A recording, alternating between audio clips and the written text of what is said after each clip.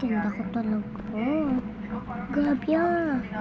Ang putla ko naman. Ano ba yan?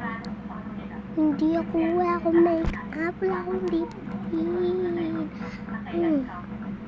Bulong.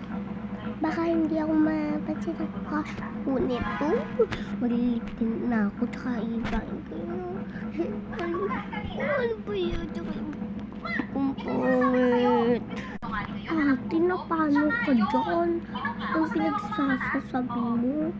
Maganda ka naman eh. Ha ha ha ha.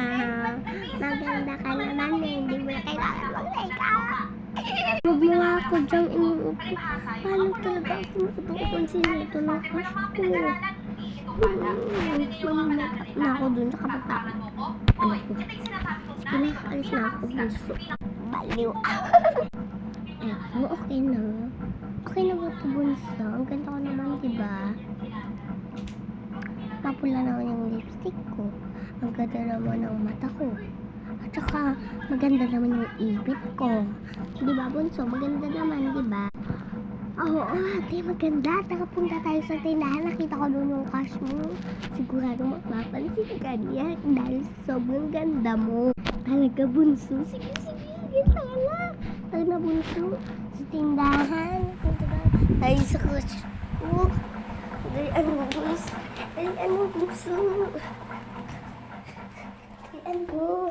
Saglit lang, ate. Saglit lang po.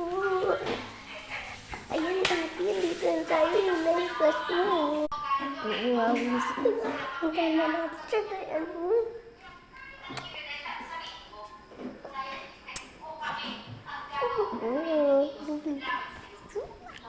Kuya, pwede ba nang magpapicture sa ate sa'yo? Busy ko. Ano ba? Ray, punta ka dito. Bye-bye. Bye-bye. Bunso, hantayin mo. Ano ba yan? Ano ba yan, bunso? Hindi mo ako inantay. Ate, akala ko nakapag-picture ka ba? Kayong dalawa? Ingay, bakit mo kasi ako iniwanan doon?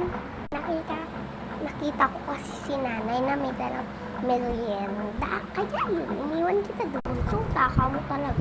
Takaw mo sa pagkain. Hindi tuloy ako kapag-picture. Sayang lang to. Next time, uulitin ko na ito. Ano ba yan? Mga anak